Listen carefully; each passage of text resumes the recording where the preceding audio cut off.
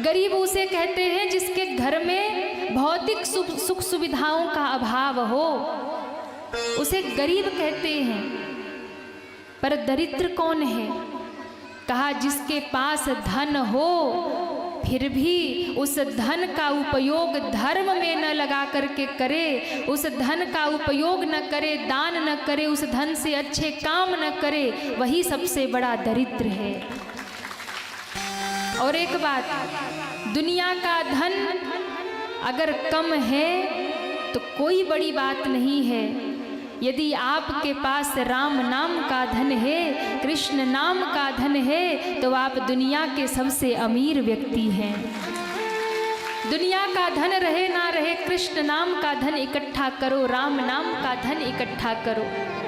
हाँ, भगवान के नाम का धन जिसके पास हो वो दरिद्र नहीं हो सकता। ये भगवान के ने सुदामा के चरण पखारे, लक्ष्मी के आसन पर सुदामा को बिठा दिया, दुनिया को दिखाया कि ये सुदामा कितना महान है। इसलिए सुदामा के पास कृष्ण नाम का धन है। घर में टूटा सा छप्पर है, घर नहीं है, छोटी सी झोपड़ी है, बारिश होती है तो पूरा जल घर के भीतर आता है, बैठे बैठे रात बीत जाती है, पर कभी कृष्ण को उलाहना नहीं दिया कि तुमने हमें कुछ नहीं दिया। बड़े प्रेम से सुदामा जी रात भर कीर्तन करते हैं और कृष्ण को धन्यवाद देते हैं, वाह कन्हैया आज रात भर तूने हमें जागने को मजबूर कर दिया, ऐसी बारिश हुई हम सो न पाए, अच्छा ही हुआ सो जाते तो सोते रह जाते, जगे थे तो तेरा नाम जप रहे थे। कभी खाने को मिले तो कृष्ण का धन्यवाद देते थे, कभी न मिले तो दुगना धन्यवाद देते थे कि वाह कन्हैया आज तो भूखा रख दिया, एकादशी का व्रत आज फिर से करवा दिया। ये होता है भक्त कि भगवान को हर स्थिति में धन्यवाद करे, भगवान को हर स्थिति में प्रेम करे, वो सच्चा भक्त होता है। भक्ति डगमगा जाती है लोगों की जब विपत्ति का समय आता है, भक्ति छूट जाती है लोगों की जब दुख का समय आता है, भगवान को छोड़ देते हैं लोग जब जीवन में कुछ ऐसी घटना हो जाती है। अब भगवान से भरोसा उठ गया, अब विश्वास उठ गया। ध्यान रखना, भगवान परीक्षा भी उसी की लेते हैं जिसको अपना बनाते हैं। जिसको अपना नहीं बनाना है ना, उसको तो खूब धन देंगे, खूब सुविधा देंगे, खूब आनंद में रह बेटा। पर जो जितना तड़प रहा है, जो जितना दुख पा रहा है, समझ लो कृष्ण उसे उतना ही स्वीकार कर रहे हैं। जितनी परीक्षा जीवन में होगी ना, उतनी कृपा आपके ऊपर भगवान की बरसेगी। तो सुदामा जी भगवान को याद करते हैं, कभी उलाहना नहीं देते, कभी 2-2 दिन बीत जाता है, भूखे रह जाते हैं, बच्चे भूखे रहते हैं, जल पी करके सुदामा जी रह जाते हैं और खूब भजन करते हैं, कृष्ण को याद करते रहते हैं।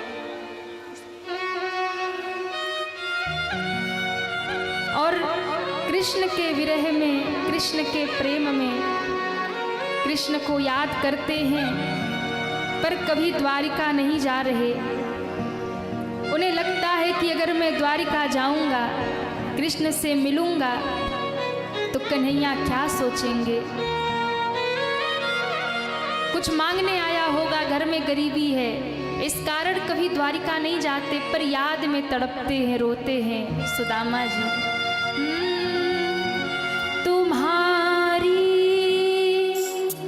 याद आती है, तुम्हारी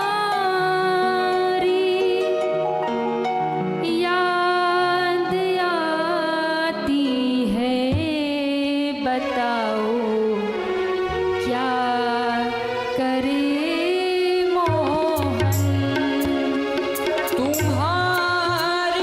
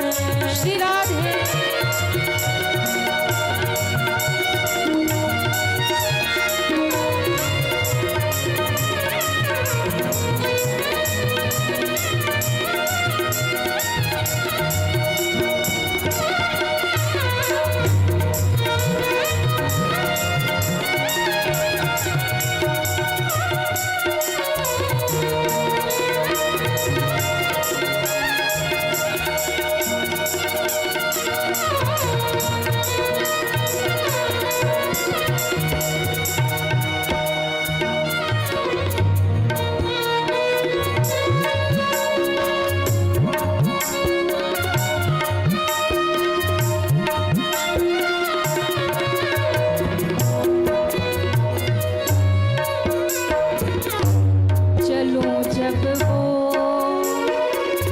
ना चलने दे, रुकूं जब वो ना रुकने दे, चलूं जब वो न चलने दे, रुकूं जब वो न रुकने दे, मिलूं औरों से ना मिलने दे, मिलूं औरों से न मिलने दे, बताओ क्या करूं मोहन, तुम्हारी याद आती है, बताओ क्या क्या करे मोहन।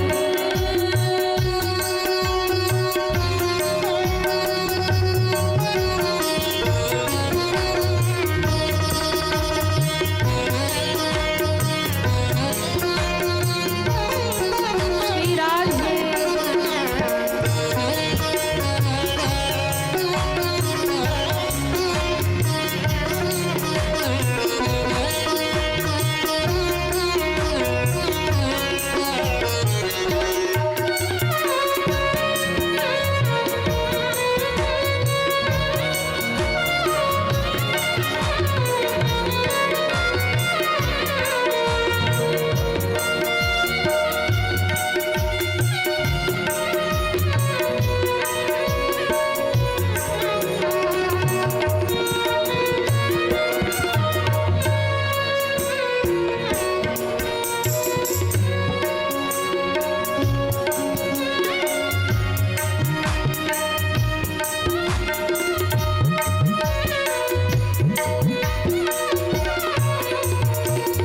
तुम्हारी ये,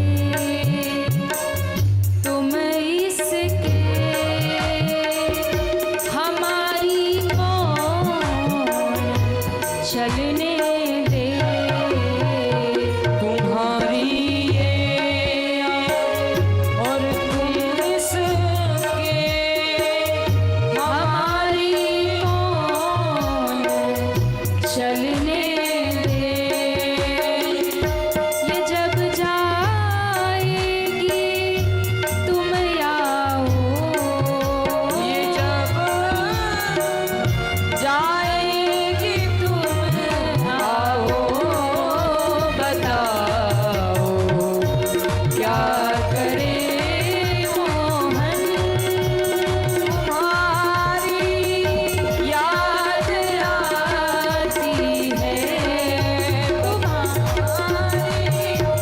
याद आती है, बताओ क्या करे मोहन, बताओ क्या करे मोहन। चैन हमको नहीं आता, चैन हमको नहीं आता, बताओ क्या करे मोहन, तुम्हारी याद आती है, तुम्हारी याद आती है, बताओ क्या करे मोहन, बताओ क्या करे मोहन, बताओ क्या करे मोहन।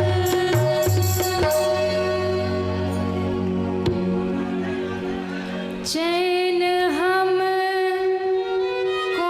नहीं आता, चैन हमको नहीं आता, बताओ क्या करे मोहन, तुम्हारा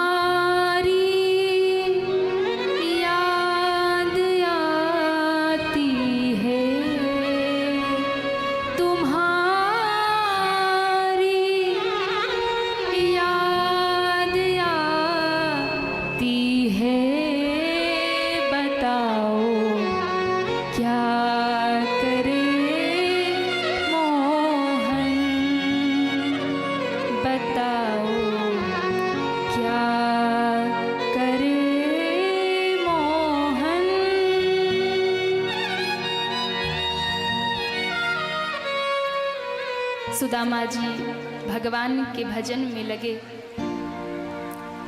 एक दिन पत्नी ने कहा, हमने सुना है कि आपके बचपन के सखा भगवान हैं, आप उनकी याद में तड़पते हो, रोते हो, पर उनसे मिलने क्यों नहीं जाते?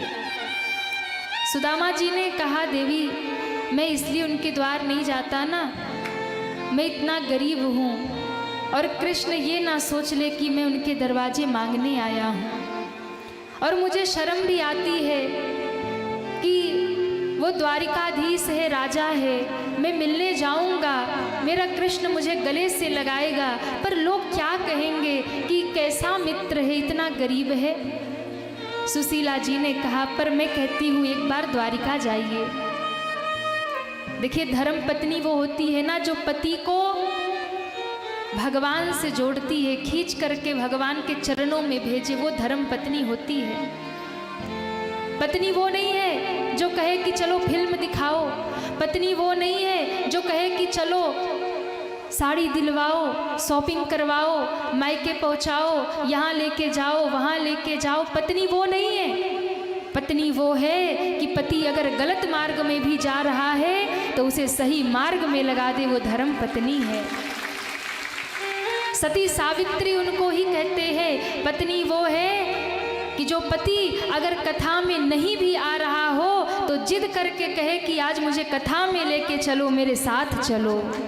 हाँ, वो धर्म पत्नी है। सुशीला जी ने कहा, जाइए एक बार द्वारिका, मिलाइए अपने मित्र से, कृष्ण के द्वार एक बार जाइए। कहा, नहीं, तुम सोचती हो मैं जाऊंगा, तुम चाहती हो कि तुम्हारी दुख दूर हो जाए, कृष्ण हमें गरीब देखकर कुछ दे देगा, इसलिए भेजना चाहती हो।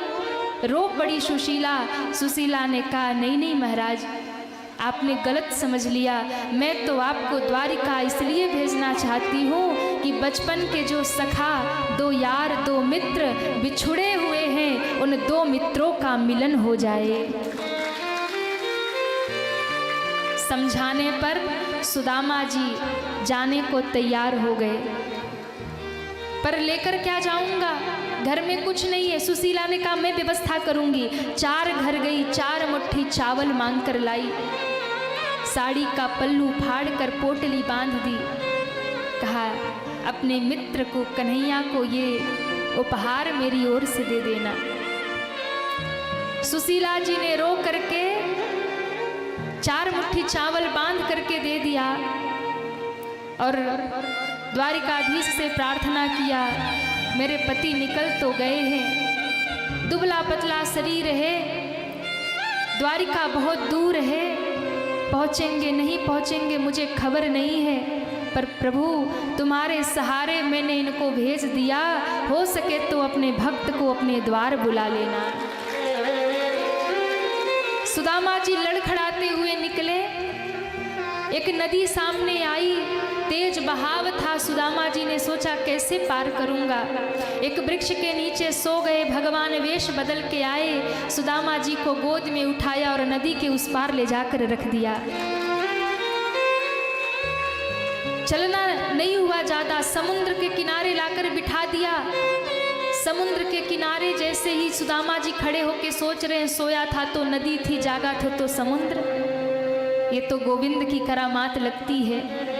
पर अब समुद्र कैसे पार करूं, नदी तो उसने पार करवा दिया। सोच ही रहे थे कि उतने में भगवान माथे पर एक गमछा बांधे, बगलबंदी कुर्ता बांधे, धोती पहने, मूंछों को पकड़ते हुए और कहते हैं हाथ में लठिया लिए हुए एक नैया लेकर के ठाकुर जी प्रकट हो गए। आवाज लगा रहे, कोई है द्वारिका जाने वाला? सुदामा जी ने सुना, हाँ हाँ भैया, हमें द्वारिका जाना है, छोड़ दोगे? बोले हाँ, आओ बैठो। नाव में कन्हैया ने बिठा लिया, नाव चलाना शुरू कर दिया। और ठाकुर जी होते हैं ना, देख रहे सुदामा चुपचाप गंभीर बैठे, तो ठाकुर जी बड़े नटखट है। सोचा अब सुदामा की थोड़ी सी चुटकी ले लेते हैं, सखा है थोड़ा छेड़ लेते हैं। कह दिया, अरे ब्राह्मण देवता कहाँ जा रहे हो? कहा द्वारिका। किससे मिलना है? द्वारिकाधीश से। क्यों? अरे वो मेरा लंगोटिया यार है, बचपन का सखा है। भगवान मछुआरे बने। भगवान ने कहा एक बात बताओ, जेब में कुछ है? बोले कुछ नहीं है। कहा कि तुम्हारे जेब में उतराई देने के लिए पैसा नहीं है, नाव का किराया देने के लिए कुछ है नहीं, और कहते हो कि द्वारिकाधीश तुम्हारे मित्र हैं। आहा, सुदामा जी को जीवन में पहली बार क्रोध आया। इंद्रियों को जीतने वाला, काम क्रोध लोभ मोह अभिमान को जीतने वाला ब्राह्मण आज क्रोध में आ गया। कहा अरे मछुआरे, काठ की नैया चलाते चलाते तेरी बुद्धि काठ हो गई, लगा नैया किनारे, मुझे नहीं जाना तेरी नैया से पार। भगवान मुस्कुराए, अरे ब्राह्मण देवता आप तो क्रोध में आ गए, पर मैं ऐसे ही पूछ रहा था आपके कपड़ों को देख करके कि द्वारिकाधीश आपके मित्र हैं। भगवान छेड़ रहे सुदामा जी को। सुदामा जी ने कहा अरे मछुआरे, तुझे खबर नहीं है, मेरे कन्हैया किसी का वस्त्र नहीं देखते, मेरे कन्हैया किसी के भी ऊपर गरीबी हो अमीरी हो ये नहीं देखते हैं। मेरे कन्हैया ये नहीं देखते कि तुम्हारे जेब में कितना धन है, मेरे कन्हैया तो बस ये देखते हैं कि उसके द्वार कौन किस भाव से आया है। उसके कृपा का तुम्हें खबर नहीं है, उतार नैया, मैं नहीं जा रहा पार। भगवान ने हाथ जोड़ लिया, अरे नहीं नहीं ब्राह्मण देवता, हम तो मजाक कर रहे थे, बैठो बैठो, पार लगा दिया। द्वार पर पहुंच करके भगवान ने कहा कि सुनो। द्वार पर पहुंच करके सुदामा जी ने पूछा द्वारपालों से, क्या कन्हैया यही रहते हैं, कृष्ण यही रहते हैं? कहा यहाँ उनको कृष्ण कोई नहीं कहता, वो राजाधिराज हैं, द्वारिकाधीश हैं, उन्हें उसी नाम से पुकारो। बोले जो भी हो उन्हें मुझे सूचना दे दो कि मैं उनके द्वार पर उनका सखा उनसे मिलने आया हूँ। पर आज देखा स्वरूप, दौड़ते हुए द्वारपाल जब आए हैं तो सभा में जाकर के पुकारना शुरू किया, द्वारिकाधीश की दुहाई हो, द्वारिकाधीश की दुहाई हो। भगवान ने कहा क्या हो गया? एक ब्राह्मण मिलने आया है। ब्राह्मण तो रोज मिलने आते हैं। द्वारपालों ने कहा सरकार, जैसा ब्राह्मण आज आया है वैसा आज तक नहीं आया। कैसा ब्राह्मण है? दुबला पतला शरीर है, शरीर की एक एक हड्डियां गिनी जा सकती है, इतना दुबला पतला शरीर है। हाथ में एक लकुटी पकड़े हुए है, पांव में छाले पड़े हैं, मुख से कृष्ण नाम निकल रहा है, कंधे पर जनेऊ है, एक फटी सी धोती पहने हुए हैं, 100 जगह से फटी है, 150 जगह से सिली है, लेकिन हाँ मस्तक पर ब्रह्म तेज है। कोई परम वैष्णव भक्त लगते हैं, मस्तक पर तिलक है, ब्रह्म तेज है, कंधे पर जनेऊ है, मुख में कृष्ण का नाम है, और वो कह रहे हैं कि वो आपके बचपन के सखा हैं। भगवान सोचने लगे कौन सखा आया होगा? सुदामा, श्रीदामा, मधुमंगल, कौन आया है? नाम तो बताओ। तब द्वारपालों ने कहा, पूछत दीन दयाल को नाम, बतावत आपन नाम सुदामा। हे नाथ, आपका नाम पूछ रहे और अपना नाम सुदामा कह रहे। सुदामा शब्द सुनते ही भगवान सिंहासन से खड़े होकर के दौड़े हैं। कहीं उत्तरीय गिर गया, कहीं पीताम्बर गिर गया, कहीं मुकुट गिर गया। हा सुदामा कहते हुए ठाकुर जी ने दौड़कर सुदामा को हृदय से लगा लिया। हृदय से लगा करके आज कन्हैया बहुत रोए। अरे सुदामा, बड़े दिन बाद आए भैया, आज तक कहाँ रह गए थे? और उसी समय सुदामा को हृदय से लगाकर मेरे प्रभु खूब रोए और फिर सुदामा को सिंहासन पे बिठा के चरण प्रक्षालन किया, स्नान कराया, भोजन कराया। सुदामा बैठे थे, भगवान चर्चा कर रहे थे। अरे सुदामा, भाभी जी ने कुछ भेजा नहीं?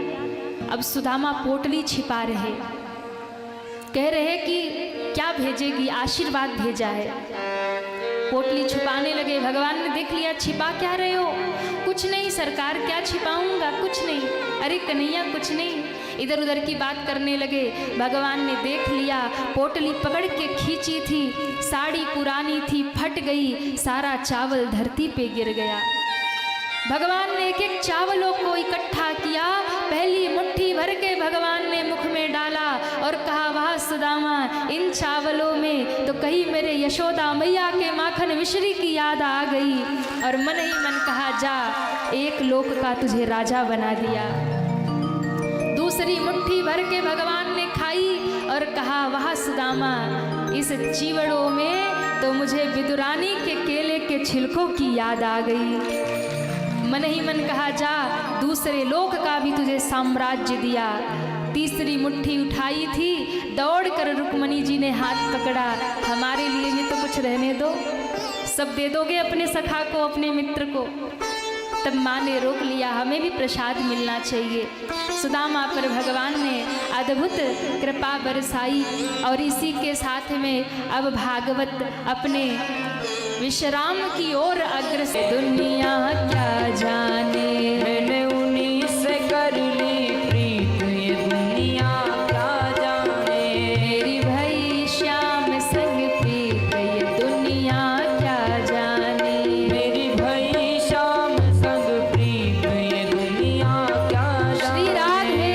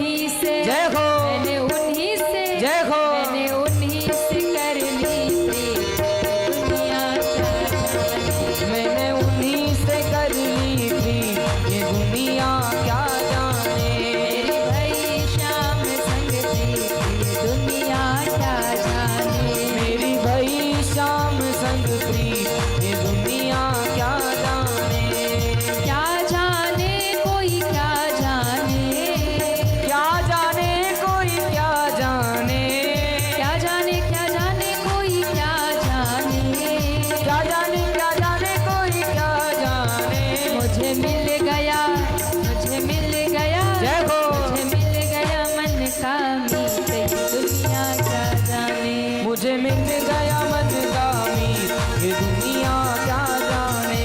मेरी भाई श्याम संग प्रीत, दुनिया क्या जाने। मेरी भाई श्याम संग प्रीत, ये दुनिया क्या जाने। दुनिया क्या जाने, ये दुनिया क्या जाने।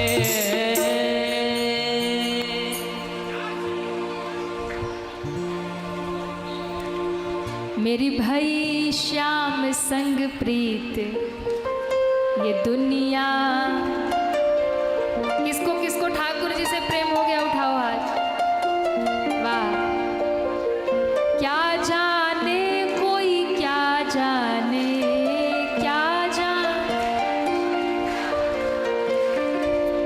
जाने कोई, क्या जाने। मेरी भाई श्याम संग प्रीत, दुनिया क्या जाने। मेरी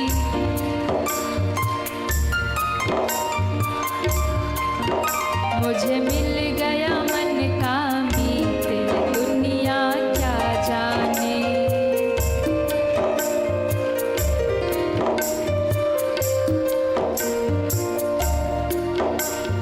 छवि लखी मैंने श्याम की जब से।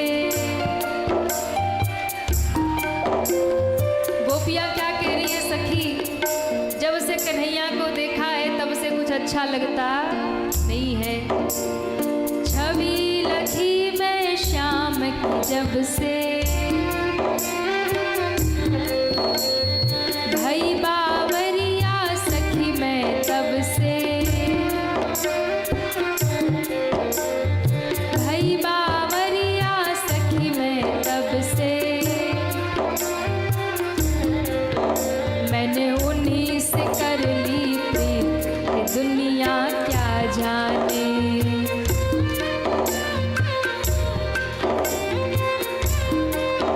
ऐसा बाज उठा संगीत, दुनिया क्या जाने।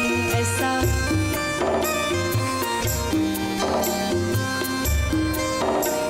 ये दुनिया क्या जाने, ये दुनिया क्या जाने। बोलिए भागवत महापुराण की जय हो। कृष्ण कन्हैया लाल की जय हो। सुदामा जी को त्रैलोक का साम्राज्य भगवान ने दे दिया। सुदामा जी को एक दिन भगवान ने कहा, अपने घर नहीं जाना तुम्हें? भाभी की याद नहीं आ रही? बोले याद तो आ रही है, तो जाओ घर। सुदामा जी सोचने लगे, आज इसको क्या हो गया, इतने दिन सेवा करता रहा और आज कह रहा जाओ घर। अरे भाई चला जाऊंगा। बोले आज ही जाओ। अच्छा ठीक है। सुदामा जी उठे, घर जाने लगे। और घर जब जाने लगे तो भगवान ने कुछ दिया नहीं सुदामा जी को। अब सुदामा जी मन मन सोच रहे हैं, सेवा तो बहुत की, खिलाया पिलाया तो बहुत, पर दान दक्षिणा में थोड़ा कमजोर है। खिलाया पिलाया खूब, दिया लिया कुछ नहीं, कुछ भी नहीं दिया। फिर मन में सोचा अच्छा ही हुआ नहीं दिया, क्यों, कुछ धन दे देता, कुछ दे देता तो रास्ते में कोई न कोई चोर पीछे लगे ही जाता। अच्छा हुआ नहीं दिया। अरे मैं मांगने थोड़ी आया था, मैं उससे कुछ लेने, मैं तो मिलने आया था। ऐसे सुदामा जी सोच रहे थे, इतने में ठाकुर जी ने पीछे से आवाज लगाई, अरे ओ सुदामा, सुदामा रुको। सुदामा जी रुक गए, लगता है अब याद पड़ी होगी, अब कुछ देगा। सुदामा जी पीछे मुड़े, हाँ कि नहीं? बोले जरा इधर आइए। आगे सुदामा। सुदामा जी ने कहा हाँ बोलो, क्या बुला रहे? कन्हैया ने कहा सुनो, ये मेरे कपड़े पहन के कहाँ जा रहे हो? अब मेरे कपड़े उतारो, अपनी वो फटी धोती पहनो और जाओ। सुदामा जी ने कहा हद हो गई, हमें तो लगा फिर से बुला रहा, कुछ दान दक्षिणा देगा, ये तो कह रहा अपनी फटी धोती पहन के जाओ। अच्छा भैया ठीक है, ले तेरी उतार दी पीताम्बर। तो सुदामा जी अपने कपड़े तो लाए नहीं थे, ठाकुर जी के ही पहनते थे। उतार दिए सुदामा जी अपनी लंगोटिया पहन के, चल पड़े, फटी धोती पहन के चल पड़े और सोच रहे हैं कि बड़ा कंजूस आदमी है। अरे मित्र को एक धोती दी थी वो भी नहीं सही गई, वो भी उतरवा लिया। अरे चलो कुछ नहीं दिया तो एक अपना एक जोड़ी वस्त्र ही दे देता, क्या घट जाता है द्वारिकाधीश। फिर कहा चलो अच्छा ही किया, अब मैं इसके राजसी वस्त्र पहन के जाता तो रास्ते में चोर डाकू सोचते कि ये कोई सेठ साहूकार है, सब लूट लेते। अच्छा ही हुआ फटी धोती अपनी बढ़िया है। और सुदामा जी मन ही मन भगवान का भजन गाते घर की ओर चल पड़े। जैसे ही अपने गांव में पहुंचे तो पूरा गांव बदल चुका था। जैसे द्वारिका में ऊंचे ऊंचे महल थे वैसे सुदामा जी के गांव में ऊंचे ऊंचे महल। सुदामा जी सोचने लगे कहीं मेरी बुद्धि तो नहीं बदल गई, कहीं मैं फिर से तो द्वारिका नहीं आ गया, मेरा घर कहाँ गया। अब जहाँ सुदामा जी की झोपड़ी थी वहाँ तो बहुत आलीशान बंगला बनवा दिया ठाकुर जी ने। सुदामा जी सोचने लगे कि हम अच्छे भले गए कृष्ण से मिलने, यहाँ तो हमारा घर बार ही उजड़ गया। किसी को पूछा भैया इस नगर का क्या नाम है, उन्होंने कहा सुदामा नगर। सुदामा जी ने कहा सुदामा नगर, अब ये नगर भी मेरे नाम से हो गया, सुदामा नगर नाम से हो गया। अच्छा चलो ये बताओ यहाँ पर पहले एक सुदामा ब्राह्मण रहते थे, उनका घर कहाँ है आपको पता है? सुदामा जी को लगता है कोई बड़ा सेठ आया होगा, मेरी झोपड़ी तोड़ के महल बना लिया होगा। किसी ने कहा अरे आपको नहीं मालूम, ये जो आपको महल दिख रहा है ना, ये सुदामा ब्राह्मण का ही महल है। अब सुदामा जी मन सोचे सुदामा ब्राह्मण तो मैं ही हूँ, पर मेरे इतने भाग्य कहाँ कि इतनी बड़ी कोठी मेरी हो, इतना बड़ा राजमहल मेरा हो। बैठे बैठे रो रहे हैं, सोच रहे हैं कि अब जाऊं कहाँ। अच्छा गया कन्हैया से मिलने, टूटी झोपड़ी भी हमारी खत्म हो गई, चली गई कहीं। अब पता नहीं मेरी पत्नी बेचारी सुशीला कहाँ होगी, मेरे बच्चे कहाँ होंगे। इतने में सुशीला जी ने झरोखों से देख लिया कि हमारे स्वामी द्वारिका से लौट आए हैं। आहा, जैसे ही देखा तुरंत आरती की थाल सजाई और दास दासियों को आगे पीछे लेकर के और सुंदर बनारसी साड़ी पहन करके, बढ़िया घूंघट लगा करके, मुख में पान खाते हुए, हाथ में आरती की थाली उठाए हुए, एक हाथ में बढ़िया महंगा वाला पर्स, दूसरे हाथ में बढ़िया एप्पल का मोबाइल। अब ये मत पूछना ये कहाँ लिखा है, मतलब वैभव इतना हो गया था। पहुंची सुशीला जी और सुदामा जी के पांव छुए, स्वामी जी प्रणाम। अब सुदामा जी अपने पांव खींचे, पता नहीं किसकी स्त्री है आके मेरे पांव छू रही है। अच्छा सुशीला जी को पहचान नहीं रहे थे, क्योंकि जब गए थे तो सुशीला जी दुबली पतली थी और उधर सुदामा जी गए, इधर ठाकुर जी ने इतना धन वैभव सुख दे दिया कि अब सुशीला जी एकदम खा पी के मोटी ताजी हो गई, बदल गई थी और बड़ी खूबसूरत लग रही थी, सुंदर हो गई थी, सज धज गई थी और चेंज हो गई। आजकल होता है खतरा ना, वो ब्यूटी पार्लर वाले कर देते हैं, रूप ही चेंज कर देते हैं महाराज। हाँ कई बार तो बड़े खतरे हो जाते हैं। एक बार क्या हुआ, एक मैया गई ब्यूटी पार्लर में और जब निकल के आई तो बच्चा पहचाने ही नहीं। अब बच्चा ओ रोए मम्मी कहाँ गई, अब मम्मी कहे बेटा मैं ही मम्मी हूँ। ओके नहीं मम्मी तुम नहीं हो। ब्यूटी पार्लर वाले भी कमाल करते भाई। हाँ बिल्कुल शकल ही चेंज कर देते, कैसा भी दिखने में हो एकदम बदल जाता है। अब वो मैया बार बार बच्चे को कहे, बच्चा रोए सो रोए, अंत में जब मम्मी मुंह धो के आई तब बच्चे ने पहचाना ये मम्मी। आहा देखो हमको कोई ब्यूटी पार्लर वालों से दुश्मनी नहीं है, खूब मेकअप किया करो, अच्छी बात है, पर इतना भी मत कर लिया करो कि अपने पहचान ही ना पाए। हाँ नहीं माताओं को लगेगा कि देवी जी तो हमारे पीछे पड़ गई। और लगना है तो लग जाए, अब हमें कौन सा सहरसा में रहना, आज तो बनारस चले जाएंगे। और लगना तो लगे। तो सुशीला जी को सुदामा जी पहचान नहीं पा रहे। अभी कह रहे स्वामी जी प्रणाम। बोले अरे आप दूर ही रहे, आप लगता है कोई सेठानी है, क्यों हमारे पाँव छू रही बार बार हमें स्वामी जी कह रही। सुशीला जी ने तो अब मुंह में पान खाया था। सुशीला जी ने कहा हमें नहीं पहचानते, हमें नहीं पहचानते, ये कौन है ऐसे बोल रही है। सुशीला जी को पूछा कौन हो देवी तुम? तब सुशीला जी ने कहा मैं सुशीला। और जो घूंघट उठाया तो सुदामा जी देखते रह गए। अरे देवी ये क्या तुम किसी सेठ के घर में रहती हो? तुम तो एकदम बदल गई। कहा किसी सेठ वेठ के घर में नहीं, अपने घर में रहती हूँ। तो ये सब हुआ कैसे? हम तो झोपड़ी में रहते थे, तुम फटी साड़ी पहनती थी और ये बनारसी साड़ी पहन के कहाँ घूम रही हो, कहाँ पा गई? सुशीला जी ने कहा आपको नहीं पता, आप इधर द्वारिका गए, उधर ठाकुर जी के मुनीम जी आ गए और मुनीम जी ने झोपड़ी गिरा के राजमहल बना दिया, सारे सुख वैभव द्वारिका जैसे भर दिए। बच्चे कहाँ हैं? तो बच्चे तो गए हैं घोड़ा गाड़ी पे घूमने, मेला देखने गए, सब आनंद कर रहे।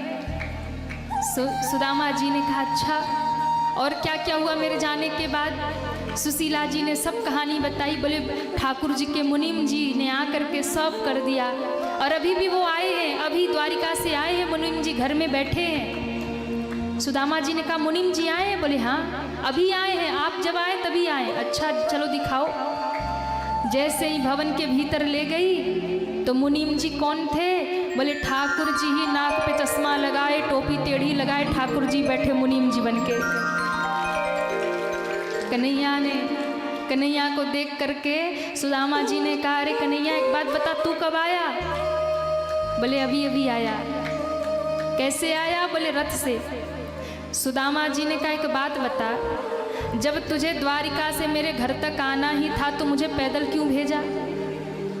अरे उसी रथ पे मुझे भी बिठा लेते, तेरे रथ का पहिया घिस जाता, मुझे बिठा लेता तो। सुदामा जी ने ताना दे दिया, बताओ हम पैदल आ रहे, तुम रथ से आके बैठ गए यहाँ पे, अरे हमको भी साथ ले आते। कन्हैया ने मुस्कुरा के कहा सुदामा जी हम जैसे राजा महाराजा अर्थाभिमानी लोग रथ पे चलते हुए अच्छे लगते हैं, पर आप जैसे भजनानंदी महात्मा जब धरती पे चरण रखते हैं तो धरती भी धन्य धन्य हो जाती है। आप जैसे महात्मा के चरण जहाँ जहाँ भूमि पर पड़ते हैं वहाँ वहाँ पृथ्वी परम पवित्र हो जाती है। इसलिए मैंने आपको रथ पर नहीं बैठाया ताकि धरती माँ को भी आप जैसे महात्मा के चरण की धूल मिले। सुदामा जी ने पत्नी की ओर देखा और कहा एक काम करो देवी। क्या? बोले बहुत धन हो गया हमारे पास। हाँ स्वामी एक काम करो, सोने की बनाओ दाल। क्या बोल रहे? सोने की बनाओ दाल और चांदी की बनाओ चावल, हीरे मोतियों का लगाओ तड़का। सुशीला जी को लगा कि इतना धन देखकर स्वामी जी की बुद्धि खिसक गई, दिमाग काम करना बंद कर दिया। ये क्या बोल रहे? सोने की दाल, चांदी की, हीरे मोतियों का तड़का, ये वो। अरे महाराज खाना तो दाल रोटी पड़ेगा ना। सुदामा जी ने कहा कि देवी जब खाना दाल रोटी ही है तो इतना वैभव प्रभु से मांगने की क्या आवश्यकता थी। अपने झोपड़ी में हम सुखी थे, इस राजमहल में रह करके हम क्या करेंगे? भजन भी छूट जाएगा। सुदामा जी ने कहा कि तुम रहो महलों में, मैं नहीं रहने वाला। अब जैसे ही सुदामा जी आगे आगे चले तो पीछे पीछे सुशीला जी चल पड़ी। कहा स्वामी जहाँ आप रहेंगे वहाँ हम रहेंगे। उनके पीछे बच्चे चल पड़े। ठाकुर जी बैठे बैठे करामात देख रहे कि बताओ ये सब ठहरे बैरागी, हमने सब दे भी दिया तो ये लेने को तैयार नहीं। ठाकुर जी दौड़ के सुदामा के सामने खड़े हो गए। अरे सुदामा क्या करता है? सुदामा जी ने कहा मैं तेरे दरवाजे मांगने गया था, मैंने तुझसे कभी कहा कि मुझे कुछ चाहिए? मुझे मेरी झोपड़ी प्यारी थी, गरीबी में जो भजन होता था वो अमीरी में नहीं होगा, झोपड़ी में जो भजन होता था वो इस महल में नहीं होने वाला। मैं तो कुटिया बना के रहूँगा, वही भजन करूँगा। भगवान मुस्कुराए। भगवान ने कहा, सुदामा तुम्हें क्या लगता है मैंने तुम्हें कुछ दिया है? अरे नहीं सुदामा, मैंने तुम्हें कुछ दिया नहीं है, मैंने तो अपने भक्ति की लाज बचाई है, मैंने अपने भक्ति की लाज रखी है। अगर तुम्हें इतना भी न देता तो दुनिया वाले मुझे क्या कहते, करुणा निधान मेरा नाम बदनाम हो जाता। ध्यान रखिए, सुदामा जी की भक्ति इतनी महान है कि भगवान यदि स्वयं अपने आप को भी दे दे तो भी कम है। भगवान कहते हैं, सुदामा तेरे पास कुछ नहीं था, तू मेरे दरवाजे 4 मुट्ठी चावल लेकर गया, और मेरे पास, मैं जगत का मालिक हूँ, मेरे पास सब कुछ है। मैंने तुझे एक द्वारिका जैसा महल दे दिया तो मैंने क्या दिया? मैंने तुझे कुछ भी नहीं दिया, मैंने अपने भक्ति की लाज बचाई है। जिसके पास बहुत धन हो और वो कुछ बड़ा दान कर दे, जिसके पास बहुत धन हो वो कोई बड़ा काम कर दे तो कोई बड़ी बात नहीं है, पर जिसके पास सामर्थ्य नहीं है और वो मेहनत मजदूरी करके अगर ऐसी भागवत की कथा करा दे तो ये बहुत बड़ी बात हुआ करती है। मेरे लिए ये कथा बहुत बड़ी कथा है। मैंने कल भी कहा था कि हमारे यजमान परिवार का घर मैंने देखा, इनका भाव मैंने देखा, इनकी श्रद्धा मैंने देखी, और मैंने कहा कि नहीं ये कथा होगी और पूरे हृदय से होगी, क्योंकि इस परिवार का दुख सुख अब मेरा दुख सुख है। आज इन्होंने अपने लिए नहीं सोचा और इतनी सुंदर भागवत की कथा करवाई। मेरे गांव में एक बार दीदी आ जाए, एक बार उनकी कथा हो जाए, एक बार मेरे गांव के लोगों को भागवत सुनने को मिल जाए, ये भावना मन में जागना, ये ठाकुर जी की बहुत बड़ी कृपा है। और ये कथा जो हम सब के बीच में फरवरी में होने वाली थी, मार्च में हुई, लेकिन ये कथा बहुत ही यादगार कथा हुई और सबके हृदय में बस गई, ऐसी कथा हुई। ऐसे मेरे पूरे यजमान परिवार पर और जितने भी भक्त इस कथा पंडाल में पधारे, समस्त ग्रामवासी क्षेत्रवासी सभी भक्तों के ऊपर भागवत भगवान की खूब कृपा बरसे, ताकि ये ऐसे ही धर्म का काम करते रहे।